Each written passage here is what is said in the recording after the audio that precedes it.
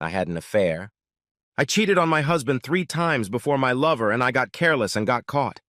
He didn't catch us, thank God. It would have destroyed him. Well, it would have destroyed him even more. In the end, our marriage was destroyed anyway, but at least he didn't have to see anything. No, we were caught by a coworker, someone who resented our success and didn't hesitate to throw us off our pedestal.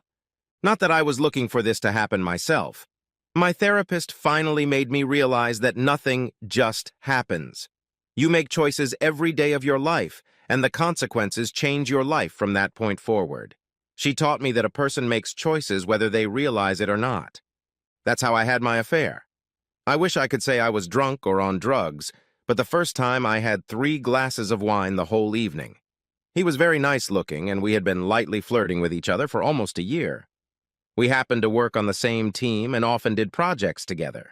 We even joked about being work spouses to our other halves when we were all together, and everyone laughed. My husband chuckled. Great, as the official work husband, I'm shifting the cost of her shoe fetish to you. His wife got into an altercation with us. Yes, and I'm shifting the training to you to learn how to put the toilet seat down. We expect regular progress reports. We all laughed and hugged before leaving the party. On the way home, hubby told me how much he liked them, and maybe we should invite them into our social circle. They had just moved here and were eager to make friends, and we subsequently spent many pleasant evenings with them and our other friends who accepted them without reservation. I won't bore you with physical descriptions, such as how big my breasts were or how well he hung. Oh, and what does it matter? We were young, fit, reasonably attractive, and let it stay that way. And I'm not going to talk about sex at all. My husband was the oldest, he was 30, the rest of us were in our early 20s. I had a good job. I took it right out of college and worked my way up. I was promoted several times over the years, and the old man, he was 70, who owned the company, often told me I was the daughter he wished he had. I became a team leader, which required overnight stays on average every 2 months. I hated it, but hubby said it was no big deal. I would leave on Thursday mornings, spend the afternoon and next morning in meetings, and usually get home by 4. When I got home, we made love like we hadn't seen each other in weeks, but when it became routine, it subsided. It wasn't that we were bored with each other. We were young and enjoyed making love an average of 3 or 4 times a week. Sometimes, if we were really busy, it would come down to 1 time a week. But as soon as the opportunity arose, we would try to make up for it. We dated for 8 months and lived together for almost a year before getting married. In marriage, we were together for 3.5 years. The sex happened after a pretty intense round of meetings, and we were both pumped up. We had dinner together and shared a bottle of wine. Oddly enough, the main topic was how much we missed our spouses and some of the future activities we had planned together as a couple. A comment was made, and agreed to, that when we are in the state we are in now, sex with our spouses is the preferred means of release. I remember this being said, but can't remember who said it, me or him. Then we moved on to light flirting, hints, and light touching. He joked that as work spouses, we had to make up for the lack of our actual spouses. Admittedly, he was handsome and always found the right words, which made him invaluable to my team. He and I kept gaining more and more momentum, but eventually went to our rooms alone. I was thinking about him, lying in bed and caressing myself, using him as food for fantasy, when there was a knock at the door. I threw on my robe and opened the door to find him standing there with a bottle of wine and 2 glasses. We had no sooner finished the first glass than we were already on top of each other. Soon we were lying on my bed, having frenzied fun. Neither of us lasted long, but we lay there, caressing and cuddling until it was time for round 2. He left me at 3 in the morning. I collapsed back into bed and fell asleep like a rock. I woke up at 7 o'clock feeling like I was suffocating, literally suffocating.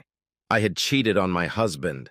I had shoved my vows into a dark corner of my mind and was tearing up like an animal. I showered for probably the longest time in my life, trying to wash away what I had done. He was subdued too, barely meeting my gaze during our morning meetings. We were extremely ineffective that day. We didn't even sit together on the plane home. We danced around each other for 2 weeks before he walked into my office and closed the door. We talked for 45 minutes. He apologized for hitting on me, and I apologized for accepting his offer. We agreed it would be a one-time thing and we would take that secret to the grave. It went on for 6 months. We put the past behind us, I thought. I know that for about a month I was feeling as low as I could possibly feel, until hubby asked me head-on what was bothering me. After nearly fainting, I came to my senses and told him it was work-related. Technically not a lie. But I had solved the problem and it was a thing of the past. He frowned and then almost broke my heart. I'll call X and tell him to keep an eye on you. After all, if it was his wife and I could, I'd do the same. 6 months later, Christmas came and we were stuck in a northern town for 2 days due to one of the worst snowstorms in history. My husband and I talked several times a day, and he told me to let my working husband entertain me.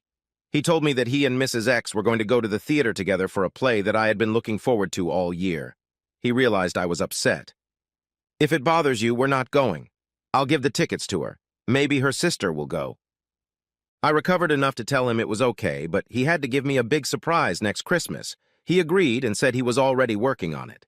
X and I got to talking, and he complained about how much his wife likes my husband.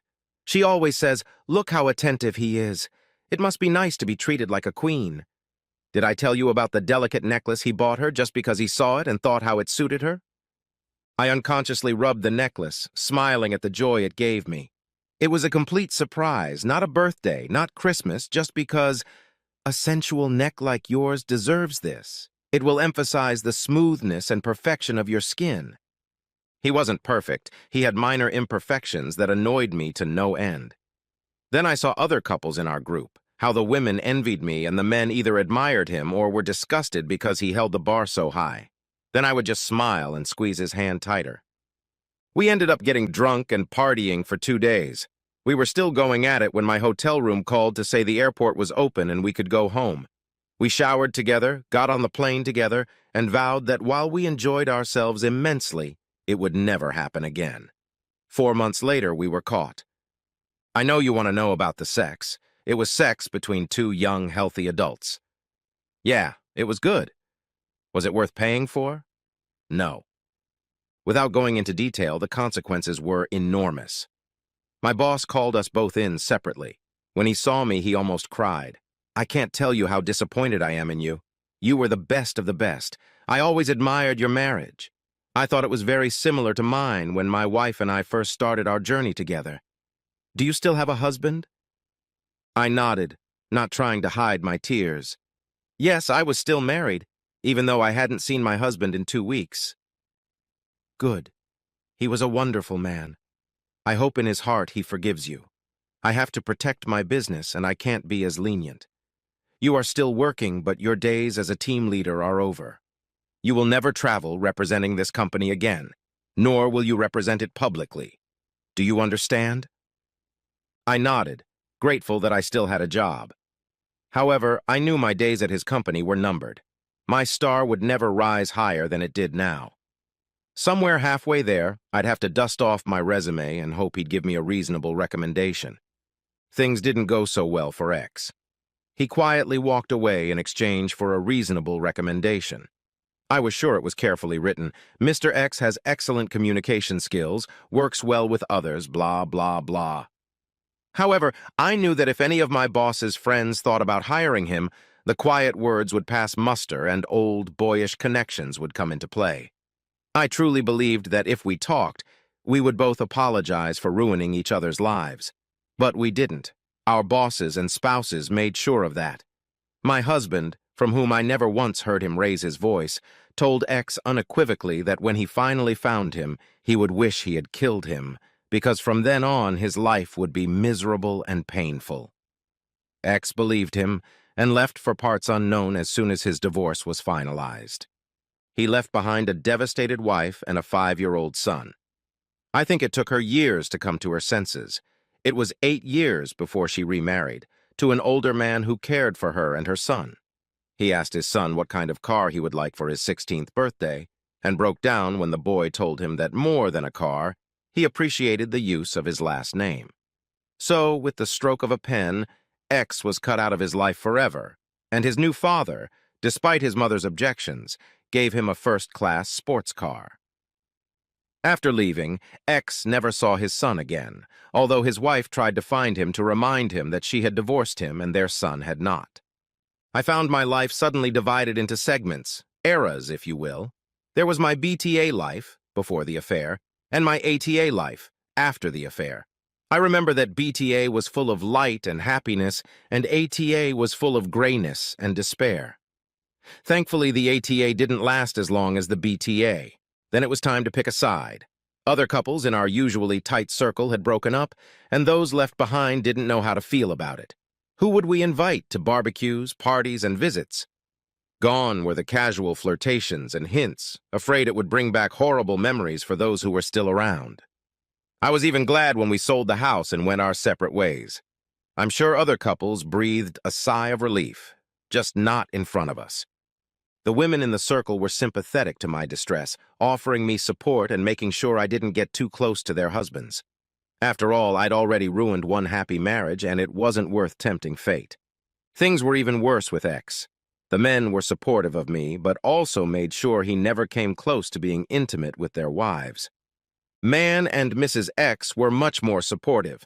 After all, it was their own fault, right? It wasn't their fault they were in the mess their lives had become. Then I had to move on to the TTP-FF phase, telling my parents, friends, and family. I disappointed both of them, but both forgave me even though my marriage didn't survive. I still send his parents cards at Christmas and gifts for their birthdays. They always send cards back to me, and after a few years, his parents started inviting me to visit if I came to town. I never went, but I thanked them heartily for their kindness. The first casualty of the ATA era was our personal lives. We teased, made slow and languid love like animals, depending on our moods. It took 3 weeks before hubby moved in with us, and another 6 before we tried to get intimate. It was a complete disaster. We were both terrified, him of comparisons to X and the disadvantages, me of doing something wrong and triggering horrible memories. Months went by and things got better for the most part. We were trying to pleasure each other when I felt his body just shutting down. I understood it at first, but towards the end I started to resent it. Couldn't he see how hard I was trying, how much I love him? We went to counseling and it helped. It helped us realize that it was over between us. I had broken his trust, and no matter how hard I tried, no matter how much I tried to heal his heart, the wound was too great. So at the year 1.5 ATA, we were no more. The divorce wasn't contentious, just split in half. I didn't even cry when I got the final papers. We saw each other from time to time because our town wasn't very big. We always greeted each other and were polite, but that was it. I remember my heart clenched in my 4th year at ATA when I looked out the window of a cafe downtown and saw him with a woman. She was smiling, sitting next to him, giving him intimate touches that every woman perceives as touches meant for a lover. I went home and cried my eyes out one last time. I scattered resumes all over town and received an offer from a firm 2 states away. It was a good step forward and exactly what I needed. I said goodbye to my friends, kissed my parents, and moved on. I had now entered the ATD after the divorce era. I thought about the counselor I went to for a few months after my divorce. She really helped me, not by sympathizing or blaming, but mostly just listening. At the penultimate session, she surprised me by taking her blouse out of her skirt and pulling it down a bit. A rather large scar was visible on the side of her thigh. She adjusted her clothes and sighed. We were young, about 16 or 17, and my friend asked her older brother to get us drinks. It was mostly liquor, so we got drunk quickly. We went deep into the woods so we wouldn't be spotted and made a fire when it got dark. It wasn't very big, and one thing led to another and then to courage, so one boy jumped into the fire. Soon we were already encouraging each other and we were doing well. I was jumping for the 5th time when I stumbled and fell onto the coals on my side. I was in the hospital for 3 weeks, and that scar will never go away. After I got my degree, I realized that jumping off the fire was a conscious decision I made. The more often I did it, the easier it became for me until I became careless. That scar is my price.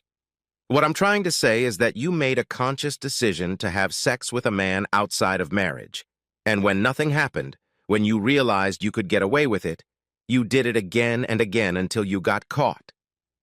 She paused briefly before continuing, repeating to herself, You did it over and over until you got careless and got caught. Do you understand? You can't explain it away by saying that everything happened by chance. Your choice to continue meant that although you jumped over the fire several times and felt safe, you eventually stumbled and fell.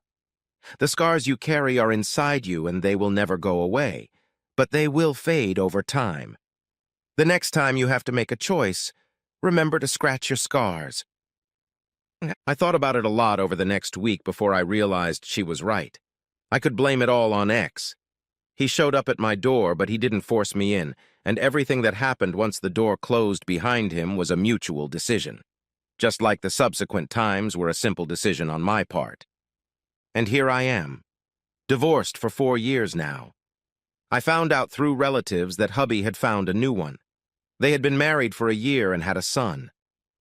I started dating about 6 months after the divorce, but there was no spark with either of them. Admittedly, I did take one of them to bed on occasion just to fulfill my needs. Right after the last of them left, I was lying in my bed looking back at my life and realized that I had to let go of the past if I wanted to be happy again. I got out of the bars and meat markets, joined a gym, and became involved in community activities. Once I got my strength up, I started participating in 5K and 10K races. I never finished in the top 10, but I made a lot of friends. One fellow runner and I got along so well that we trained together. After training, we started having coffee, then lunch, then dinner. We dated for 4 months before he let me into his bed. He was so attentive and caring that I cried after the first time.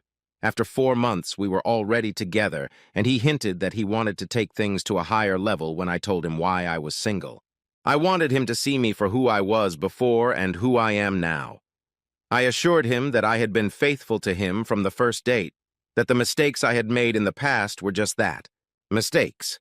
Mistakes I wasn't going to make again. I didn't know it, but he had been married before and divorced when he caught her having multiple affairs.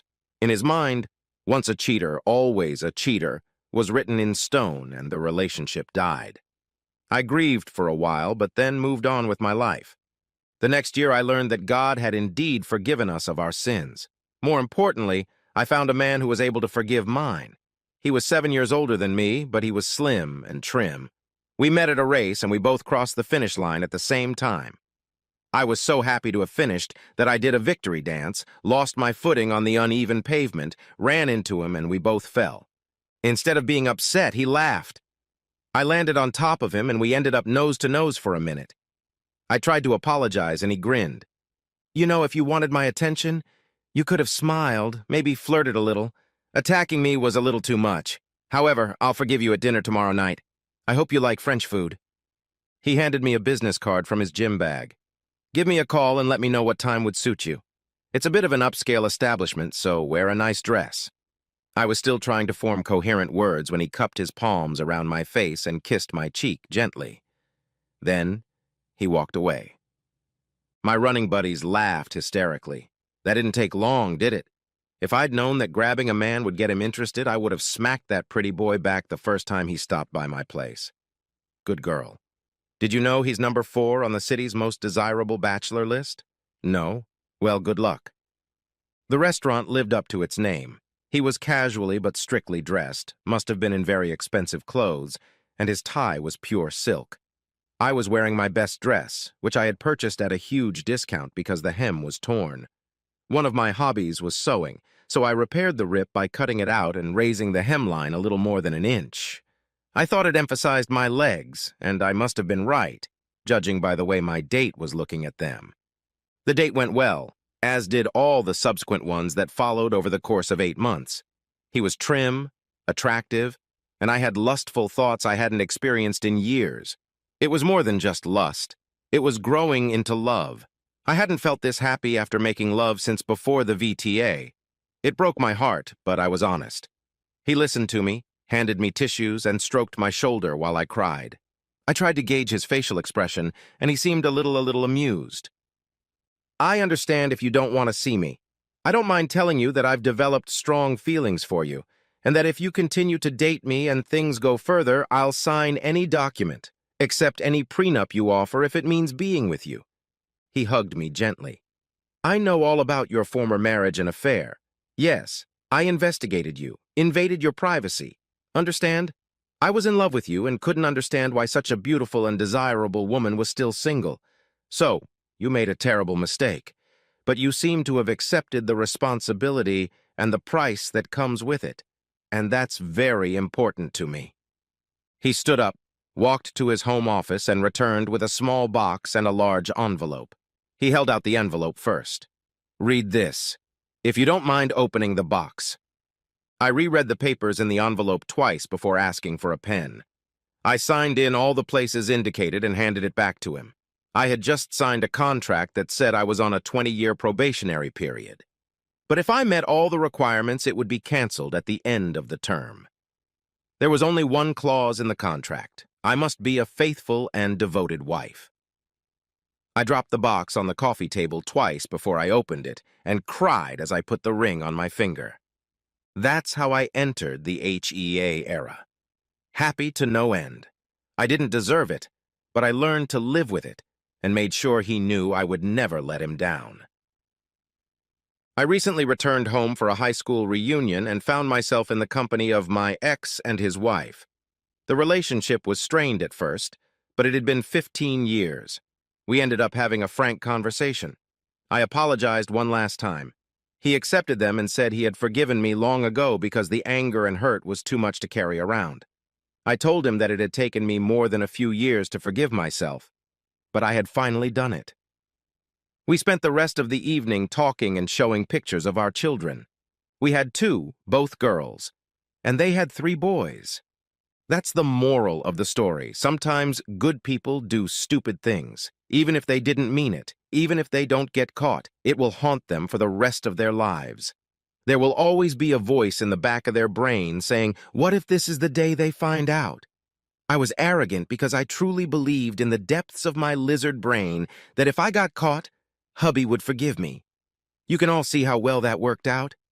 I watch my girls like a hawk, and when they are old enough to understand, I will tell them about my past, and hopefully they will have the maturity to learn from it and forgive me. I'll also tell them the story of the scars. That's it. My therapist was right. It feels good to get it out in the open. Thanks for reading. And if I've helped you make a decision that will stop you from creating a life-changing event, good. If not, well, that's up to you. If you decide to do it, think about how well you can bear the scars.